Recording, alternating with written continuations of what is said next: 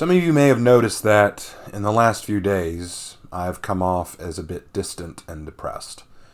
I can assure you that the topic of today's video is not the reason for this, but it sure didn't help me in any capacity.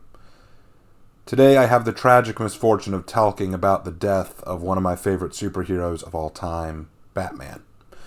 No, I'm aware he'll always be brought back in new comics, games, and movies. After all, an IP only dies when no one gives a damn about them anymore, and people still very much love Batman, so I know that the Caped Crusader is still very much alive in media itself, but what has been done sends a clear message. A sign of what the big writers and producers in gaming and media at large think of individuals like Batman and what they represent, what they stood for, and how we should treat our icons. It paints an ugly picture of what society today wants heroes to be, and what they think heroes are. And it all culminates into two very depressing scenes from the same video game. Suicide Squad killed the Justice League. I've not played this game. I will not play this game. As far as I'm concerned, it's one of the most disgusting things I've ever seen. Essentially, the game is about four members of the Suicide Squad, Harley Quinn, Captain Boomerang, Deadshot, and King Shark, all being sent to kill the Justice League members, who have all been brainwashed by Brainiac to help him conquer the world. And over the course of the game, you play as one of these ragtag idiots and work to kill Flash, Green Lantern, Batman, and Superman. I'd say you kill Wonder Woman too, but you actually don't kill her. She's the only hero in this game who gets a respectful send-off. Watching Mauler play through it was visual agony, and every single solitary choice about the game failed. There's nothing redeemable about it. From the awful gameplay, the shit and repetitive boss fights, the incessant dialogue and the writers thinking it's funny and edgy but instead comes off as cringe, the disrespect shown to DC heroes, the uncomfortable sexual jokes and scenes, the gross double standards of sexual assault, and just the piss writing, there is nothing about this game worth praising. Each member of the Justice League was shat on by this game, but none more so than Batman himself, and this is especially heinous for two reasons. First, this was the last time Kevin Conroy would voice the character.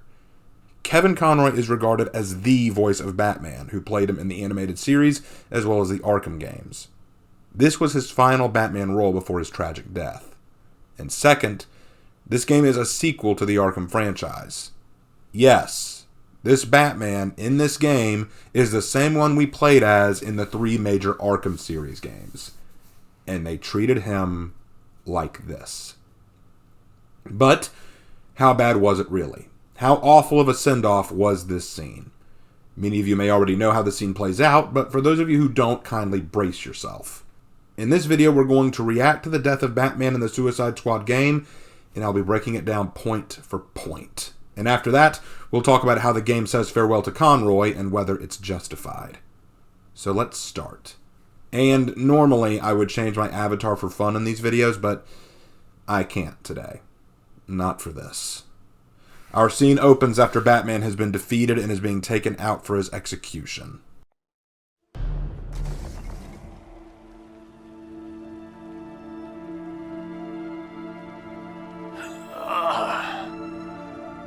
You're gonna die screaming at Superman's feet. Why? What's up with his feet? Do you hear that sound? That is the sound of no one laughing. It's a very common sound when playing or watching this game. I'm sure the writers are surprised by it because they shove bad jokes into every single second of this game. And for the record, this is the send-off to Batman. And you're cracking bad jokes. Not even jokes like what the Joker would give, but just cringe dad jokes. This is embarrassing. I don't know, man. We're 2 for 2 on killing your boys so far. Love mixing work and pleasure. You think you're a team now? You're herd animals, dependent on someone else to survive. Like you, Harkness. An illiterate alcoholic who's desperate for the spotlight. And Floyd's a deadbeat dad. Sharky's a freak who'll never be a real boy, and I'm... what was it? Oh yeah, I never was too bright. Get some new material, jerk off. So the squad puts Batman on a park bench, and the first thing Batman does is mock their teamwork and cohesion. He claims they're little more than pack animals, forced to rely on someone else, in this case Amanda Waller, to guide them. Otherwise, they just collapse. Batman proceeds to begin pointing out their flaws, but Harley is here to acknowledge all of them ahead of him, then diss Batman as if to say, yeah, we know these are our flaws, and we don't care. Now, what are the flaws? That Boomerang is a stupid alcoholic, that King Shark is a monster, that Deadshot is a deadbeat dad, and Harley even does a callback to the first Arkham game, Arkham Asylum, when Batman said that she was never too bright. Harley then tells Batman to get some new material. There are several reasons this doesn't work. First, the reason the scene exists is to try and highlight a theme that the game was trying to push. That the 4 members of the squad are imperfect with flaws, but throughout the game they are overcoming these flaws. So that the flawed individuals Batman knew have risen above those characters and become better. That the insults Batman hurls at them aren't relevant or are outdated. But we have no evidence that this is the case. Throughout the course of the game, I never saw the squad actually struggle with any of these difficulties. Second, Batman wouldn't do this. Batman has been captured or tied up before, but he's never insulted or harassed those who hold him captive or at the end of a gun barrel unless he had some way out, or if he was trying to turn them against each other. Let me show you a few examples of what Batman did when he was held hostage or captured. Are you ready? This isn't going to end how you think, Crane. Enough bravado. It's too late for that. I don't care who you are. But they will. I'm going to rob them of hope. As they stare into your eyes, they will blame you. Failure will have a face and a name. It's time. Mr. Gordon, I would like you to do the honors. Never. I'm done taking orders from you.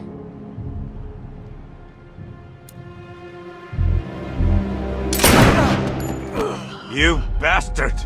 Take off that mask, or my next shot will kill him. It's okay. It's not okay! You know what this means. It's the end. When they find out who you are, there'll be no hiding. You need to trust me, Jim. You little fool. The Joker doesn't love anything except himself. Wake up, Harleen. He had you pegged for hired help the minute you walked into Arkham. Grundy, what's Luthor paying you for this? Money. Lots of it. As much as he's getting? I don't know. Look at all you've had to put up with. You should be getting more. More than me? Preposterous. Is it?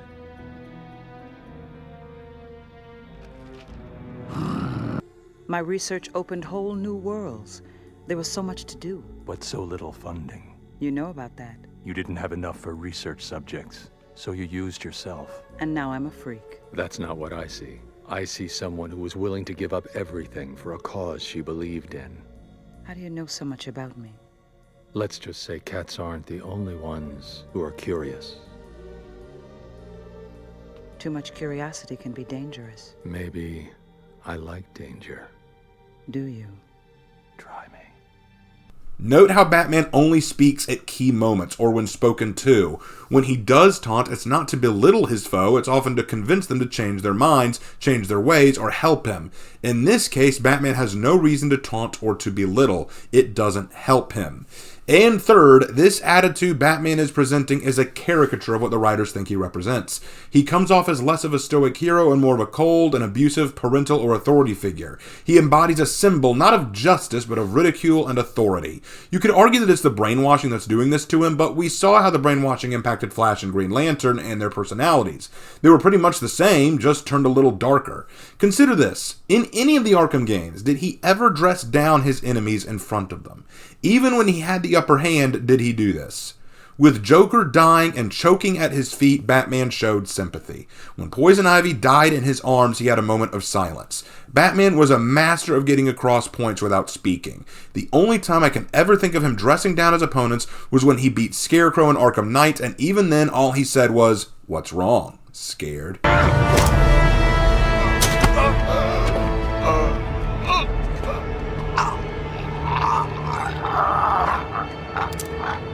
No!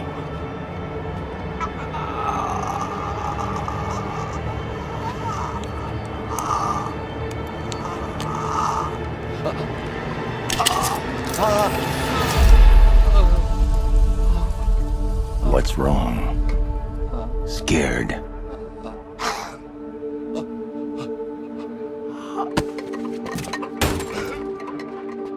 No.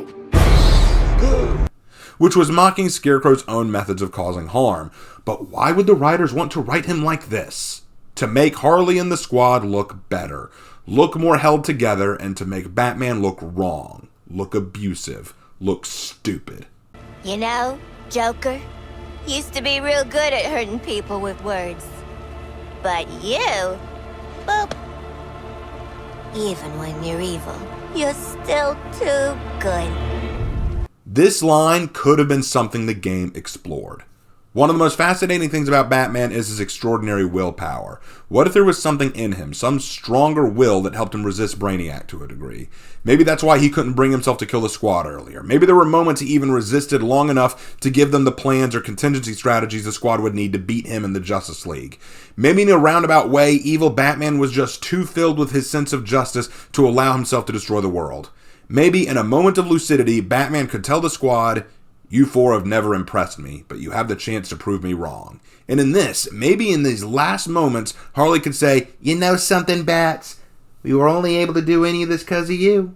Seems even when you're evil, you're still a hero. Or still too good." This would have been more of a fitting treatment, but nope. Here it's an insult. That you're so much of a goody-goody that even when you want to be hurtful, you are incapable. This is painful. You had a good run, Brucey. Flying around Gotham, punching bad guys, cleaning up the streets, causing long-term mental and emotional damage to everyone you knew. Can I just say how much this part of the scene hurts me? Not just what Harley's saying, we'll get to that, but look at the scene again. When Harley is saying all this, Batman is slumping over from his injuries and Shark just grabs him and shoves him back up. They can't even give this man the dignity of dying standing up. They have to make him slump over like a rag doll and sit him up again for chuckles. And as for Harley's lines, she says Batman caused long-term mental and emotional damage to everyone he knew. Okay. Not only is this disrespectful to Batman, but it's not even acknowledging the good he's done, the people he's saved, the lives he's helped. And I find this so funny, since Harley is more than aware of the harm that she's done to people. She's done so much more harm to people than Batman ever has, and yet here she is mocking the man for trying to do good and saying he's done harm to them?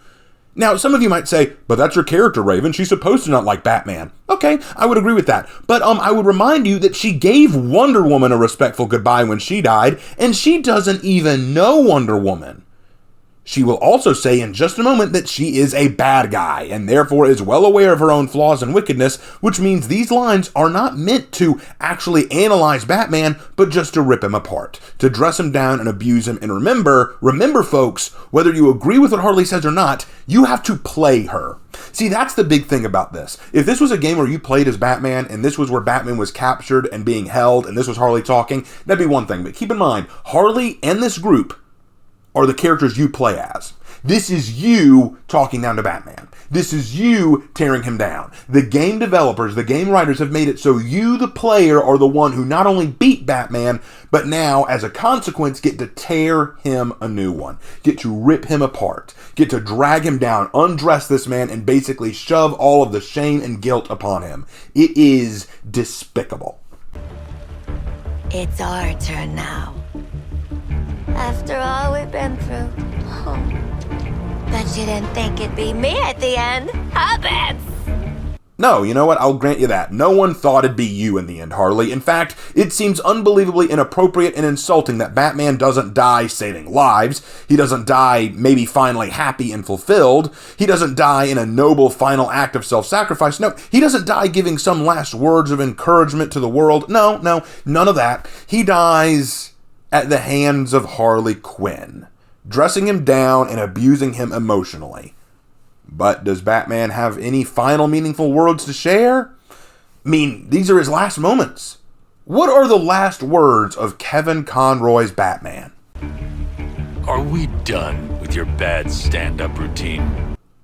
I want you to know, my heart is actually breaking right now. When I first heard this, I was on the verge of tears because I've never felt such pain for one of my heroes. This is the final line of Kevin Conroy's Batman, and this is what he goes out with. A mocking, sneering line that a high school bully would hurl at a teacher who was calling him out for bad behavior. This is a line even the hecklers from the Muppets wouldn't try saying. You know what? You honestly would have gone further by having him stay quiet. Just sit in complete silence and let his actions speak for themselves. You might have even gotten Harley to look angry that Batman won't rise to her bait, and she could threaten him and point a gun at his forehead and demand he respond. Demand he acknowledge what she just said because she hates Batman. He took Joker from her. He's caused her so much pain. He better answer to that. He better answer to that charge. And maybe if he had to respond, he could say, I did have a good run, Harley. Sometimes I think and wonder if it could have been different. Could I have married Selina? Could I have saved the Joker? Could I have been a better father to Dick, Tim, Jason, Barbara, Damian? Could I have stopped Brainiac? But the truth is, despite my flaws, despite my failures and my mistakes, I know that deep down I did make a difference. I changed lives and I saved innocent people from terrible fates. I was, I am, and I will always be Batman. And maybe then Harley even hesitates, seeing something of the original Batman in his voice. And maybe, just maybe, you could have her say, sorry, before pulling the trigger. So, does she say that? Keep in mind, this is Kevin Conroy's Batman. This is the Batman that we as the players have played from Arkham Asylum to Arkham City to Arkham Knight, and some of you may have played Arkham Origins. This is the Batman we've followed for 3, maybe 4 games. This is the Batman we've watched from the animated series. This is our childhood on display. And true, we're looking at it from Harley Quinn, but you know, Harley Quinn was a product of the Batman animated TV series, so maybe there is some truth to that. Maybe there's some justice here. They're both largely products of their time, so what kindness does Harley Quinn offer Batman? A man who, without which, she would not even exist. What does she offer? Almost. But you always gotta end on your best joke.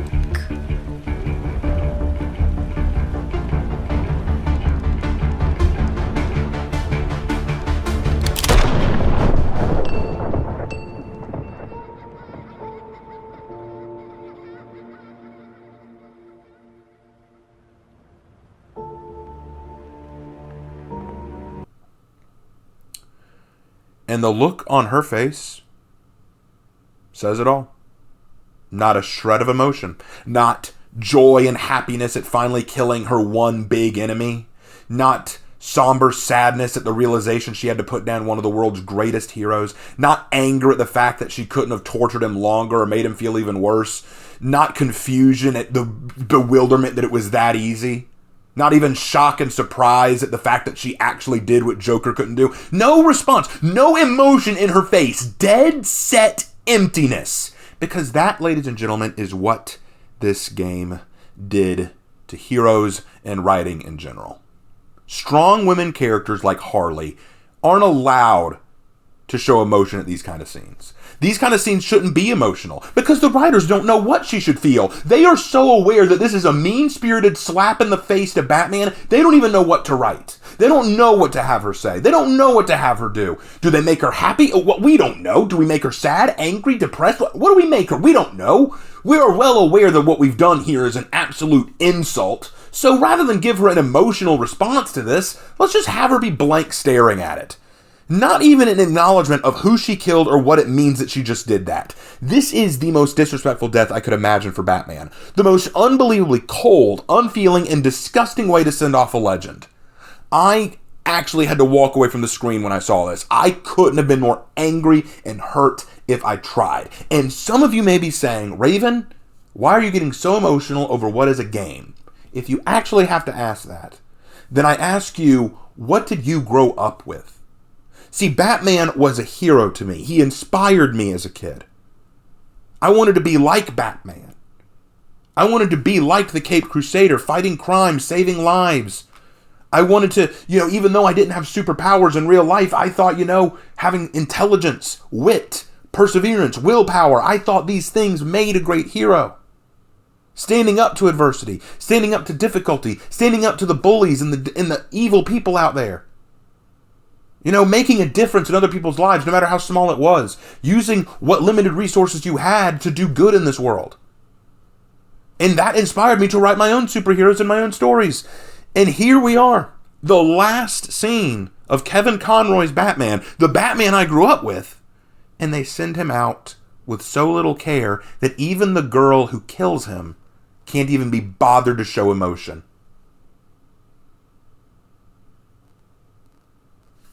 I'm disgusted. Time for us bad guys to save the world.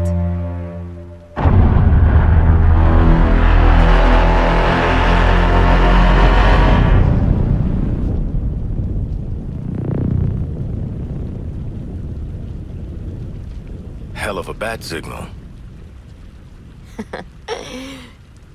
Huh. What's up? Bat's got the last laugh after all. Oh, he would have wanted this. The real Batman, I mean. Yeah, that's how he would have wanted it. You're right. This is absolutely what Batman wanted. This is how he wanted to die. Not to live happily ever after with Selina Kyle. Not to see Gotham at peace. Not to die protecting the ones he loves or offering anything meaningful to the world. No, yep. This is how Batman wanted to go. Executed in the middle of a park, on a bench, by 4 reprobates after being brain-jacked, humiliated, dressed down by both the writers of this turd and the characters in it, and left as a corpse to be mocked. Yeah, I'm sure this is how Batman and his fans all wanted it. Remember his inspirational video? His plan did help overcome Flash and Lantern. Should we have watched the segment on Superman? What matters now is our plan. We're out here making it work. So, what's the plan? Further evidence that these morons are incompetent, inept, and stupid, and do not deserve to be stars of this game. Shark acknowledges that they used Batman's plans to stop Flash and Lantern, but then when asked if they should have listened to the Superman portion of Batman's plans, Deadshot hands waves this aside because they're the ones making things happen. They should stick to their own plan, only to follow up with the point that they have no plan. Genius. But let's end the scene there, because then Superman shows up and we don't need to worry about that. Let's move on to the end of the game, when they decide to offer a send-off to Kevin Conroy. The final message for Kevin Conroy to honor his memory. It's recorded by Lois Lane as the tribute to Batman and Kevin. Let's give it a listen. I won't be interrupting it. Let's listen to the whole thing. Metropolis, this is Lois Lane. From all reports, it seems that Batman is gone. As Batman and as Bruce Wayne, everyone knew him. Everyone knew his voice. Always prepared, he left a communication with the Daily Planet in the event of... Well, it reads, "When I put on the cowl, I became a symbol. But I never stopped being Bruce Wayne, citizen of Gotham. Remember that we are all handed adversity in our lives. No one's journey is easy. It's how we handle that, how we help others, that makes us unique. That's what the Batman will always stand for. Metropolis will get through this. And Batman, goodbye. You will be missed, but never forgotten."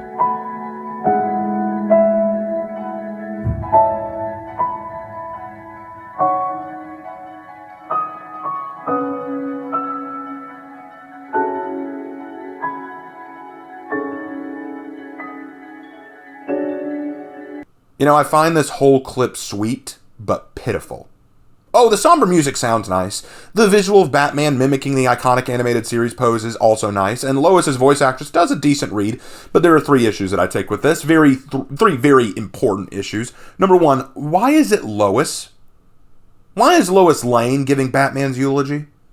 Couldn't you have had Vicky Vale, who was the Gotham reporter? Couldn't she have done it? What about Selina Kyle? She was important to Batman in the last 2 games. Alfred Pennyworth, you know, the man who basically raised and helped and assisted Bruce Wayne through everything? Or at least someone important to Bruce's journey in life to do this? Why not Barbara Gordon? Why not one of the other Robins? What if it was Selina saying this? What if it was Alfred? What if it was Jim Gordon? Hell, you know what you could have done? You could have just brought Mark Hamill as himself to talk about his lost friend and what Batman meant to him. Why Lois Lane? Hell, the image here actually shows Batman standing in Metropolis with the Daily Planet building right behind him. You couldn't even put Batman back in Gotham? And I know why. It's because Lois Lane is in the Suicide Squad game, and the Suicide Squad game takes place mostly in Metropolis. So, obviously, we need to stick Batman in that to honor... No, screw you. Screw this. You could have honored Kevin Conroy's Batman's legacy by having characters who connected to Batman send him off. But you couldn't do that. Second problem. You don't get to show this reverence for a figure you just finished shitting on. You did not treat Batman or Kevin's role in this game with even a degree of respect for who he was, what he brought to the character, or what we remember him from. His final moments involved you dressing him down for all his faults, mocking his iconic lines and dialogue, and shooting him in the head in front of the world. There was no reverence given. This little eulogy that you've given feels tacked on, forced, and unprepared. Let me give you a comparison. Look at Avatar: The Last Airbender with Iroh and his voice actor, Mako Iwamatsu. In the episode Tales of Ba Sing Se, there was a portion of the episode all about Iroh and the people he helped, encouraged, and spoke to. He showed compassion, kindness, forgiveness, and wisdom to everyone he met, and then it ended with him holding a small service to his dead son, who he wept for while singing the song Leaves from the Vine, a song that many of you probably feel a sense of emotion for just hearing. If only I could have helped you. Leaves from the vine, falling so slow, like fragile, tiny shells drifting in the foam. Little soldier boy, come marching home. Brave soldier boy comes marching home. With that, it showed a simple message honoring Mako. There was no speech about him, but simply an episode that, through its own themes, showed us what we love about Iroh and Mako. His compassion, his wisdom, his creativity, and his heart. Through this, the show paid respect to the character, and by extension, the actor. This game couldn't even be bothered to show that kind of courtesy. Third, and finally, this farewell feels so lazy. Listen to it again. It's like a terrible farewell speech prepared by politicians about to step down. This doesn't sound like something Batman would say, but rather something the writers wanted to tack on. It reveals they know nothing about Batman or who he is or what he represents. There are two ways this could have been done. You could have had the characters who knew Batman come forward and talk about their memories and thoughts on the Bat, including some villains perhaps. Maybe have it a little humorous, like you could have the Penguin, "Oh, so he finally bit it, did he? About time he did, but, wait, you sure? He's really gone? Christ, I never thought that bloke would ever bite it. Wish I'd been the one to do it. Not gonna be the same without him, is it?" You know, have these little moments where we acknowledge the characters who knew Batman and have them all shocked or disappointed at his fall. Or you could have had actors who performed with Kevin come forward and talk about their experiences. Like I said, let Mark Hamill, have him come on and talk about how important Kevin was to him. Instead, you tacked on this. You know what, look, if you're going to have Batman give his own message to the world after his passing, let me show you how I would have written it. To the people of Gotham, and perhaps the rest of the world, if you're hearing this message, it's because I've finally fallen in the line of duty. By now, I'm sure my cowl will have come off, and you will know me as Bruce Wayne, son of Thomas and Martha Wayne. When I was a child, I witnessed the evil of this world rip my family from me, so believe me when I say that I know the hardship and pain of this life and of this world, the evils in it. And for so long, I was lost in a sea of pain, sadness, and depression, and I thought it would consume me. I couldn't bear the loss of the people who I loved so dearly. I kept asking myself, why? Why did they have to go? I wasn't ready for it. But the truth is that we're never truly ready. Some looked at me and just saw a playboy millionaire with a lot of money to spend and didn't see the crying child that was missing his family. Eventually, I had to ask myself, what do I do now that they're gone? I made a choice. A choice to make a difference. To rise above, to become something more than what Bruce Wayne could be alone. I became Batman. At first I thought I did it for revenge, to get back at the world that had wronged me. I was just a vigilante seeking criminals to beat, hoping it would give me peace. But no matter how many crimes I stopped or thugs I put away, it never gave me the solace that I wanted. I realized then that Batman was more than just a crime fighter. He was a symbol. I became something that people across Gotham and across the world could look up to. I never asked to be anyone's role model, and I'd even go so far as to say that there are many things about me I don't want anyone to ever emulate, because I was not a perfect hero. But it does honor me to have been the hero to so many souls, many of whom I'm sure I've never met. It's sobering, and it has kept me going through many difficult battles. So I thank you, all of you. To my colleagues of the Justice League, it was an honor to stand by your side. I was never much of a team player, and yet you all taught me more about what it means to stand united than I ever would have thought possible. So thank you. To Dick, Jason, Tim, Damien, and Barbara. I'm sorry I wasn't a better mentor to you, or a better father. But no, I loved all of you as if you were my own, and I couldn't be more proud of you. Don't imitate my errors, and don't seek vengeance, but rise above this and create your own legacies. To Selina, though I never told you, I loved our games of cat and mouse. I'm sorry I never told you sooner about how I felt, and I wish with all my heart we could have been more than what we were. I know asking you to stay on the straight and narrow is a waste of words, so I won't bother, but I will say that for our daughter, try not to drag her into anything too dangerous. Regardless, I do love you, both of you. If it's not too much trouble, tell her that, won't you? To Alfred, I am so sorry. I know you were always worried about me, and I was stubborn and difficult. You wanted me to be happy, and for so long I thought I didn't deserve that right, so I resisted. But you stood by me anyway. Thank you, Alfred. Thank you for being there for me at my lowest. You were my closest friend, more than you were my butler. I wish I could say more, but I suppose there's not much left to say, is there?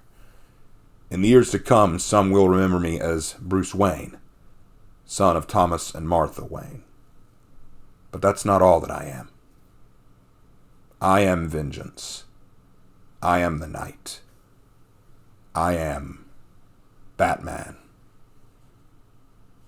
You know, something like that. Something akin to that. Something that sounds like it's something Batman would say and something from the heart. And sure, it doesn't mention Kevin, but at least it ties reference to Batman and how he feels towards other people. You know, it feels like it's something Batman would say. But this just felt weak. And some people will say, well, you know, it's better than nothing at all. I would argue that if they just left it alone, it would have been okay. Because they've already pissed on Bruce Wayne here. They've already pissed on Batman. This game is a travesty and it's an insult, but there's a reason I wanted to talk about this. I've noticed this happening for some time now, and it's been bothering me. This new movement now, this new change in the way we treat heroes. Heroes, as far as I'm concerned, the real thing about heroes is self-sacrifice. Heroes are people who will give up themselves for other people, be it their health, their safety, or even their lives. They will give up something for someone else. That's a hero. Putting yourself aside for the sake of someone else. That's what a real hero does. But now that whole ideology is being laughed at and mocked. Throughout this whole game, the Suicide Squad mocks heroes. I want to tell y'all something. For those of you who haven't seen most of the gameplay, the Flash literally saves the Suicide Squad twice. Once from Green Lantern and once from Batman. And how do they treat him after they kill him? They literally piss on his corpse. I don't say that as a metaphor. Literally, Captain Boomerang drops trow and pisses on the Flash after he saved them.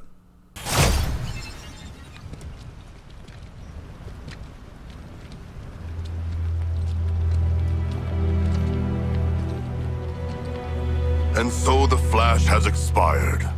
He saved our lives, yet we ended his. As honorable warriors, we will show proper respect to this fallen hero by... Show a little class, man. Holy shit. Congratulations. Makes sense. The gods have cursed you in every other way. Yeah. Yeah, that's what they do. Because the concept of heroes, the traditional heroes that we all love, are dead. Now it's all about the edgy and cool and liked heroes. It's all about the ones that are now hip. The edgy tryhards. The ones who rise up against adversity and authority. Because that's what I see nowadays in hero writing. Heroes aren't those who rise up because it's their responsibility to their powers. Because you know the old saying, with great power comes great responsibility? You know? I owe it to the powers that I've been given. I owe it to this responsibility that I help other people. No. No, it's usually because they're strong-armed into do it or because they're fighting against a higher oppressive authority figure. Haven't you noticed that? I've noticed it. And it is annoying as sin. It is so irritating. And this is what I see in the Suicide Squad game. They're not doing any of this because they want to save the world. They're doing it because there are bombs in their head that will kill them if they don't. They're doing this because they have personal vendettas against these heroes. I mean, Deadshot has it out for Green Lantern, and Captain Boomerang incessantly talks about how much he wants to kill the Flash. And Harley Quinn here pretty much lays out how much she's happy to kill Batman. They're not doing this for the righteous cause. They're not doing this because they care about the world. They're doing this because, well, if they don't, they die. The definition of selfishness, not selflessness. And yet this is the kind of hero that the media thinks we love. I mean, they spent years putting this game together. Didn't anyone in the writing department at any point say, you know, maybe this isn't the way we should approach this? Maybe this isn't the way we should write these characters? Maybe this isn't the way we should treat our DC legacies? No. I guess no one ever thought about that. The sadness that I feel and the disappointment I feel are temporary. I'll get better. I have my low points. It's part of battling depression. You go through your highs and your lows. So I know that in time, I will overcome this. But this game, and the way that society and the media thinks that we should treat heroes, it breaks my heart. And there's some of you out there who are just going to say things like, oh man, you're overreacting to a game. You know, in comics, the Justice League has been killed many times. Yeah, I know. I know. Some of you will say that. And maybe I am overreacting. Maybe that is what it is. But I love these heroes too much. I love Batman too much. Wonder Woman too much. Superman too much. Green Lantern too much. I love them all too much to sit here and just quietly nod and accept what they're doing. Even in the comics where these characters were killed, they were usually treated with a degree of respect and reverence. Like take Injustice, they treated the heroes with respect. They treated each other with some degree of diligence, recognizing who they were and what they've offered. Here, there's none of that. And it's very apparent. It hurts. I've said it many times and I'll say it again. I'll never tell anyone what they can or can't like or enjoy or play. If you have played the Suicide Squad or you like the game, more power to you. I will never understand why. You can try to explain it to me if you like. I will never understand why. Thank you guys for your time. I'll see you in my next video. Take care.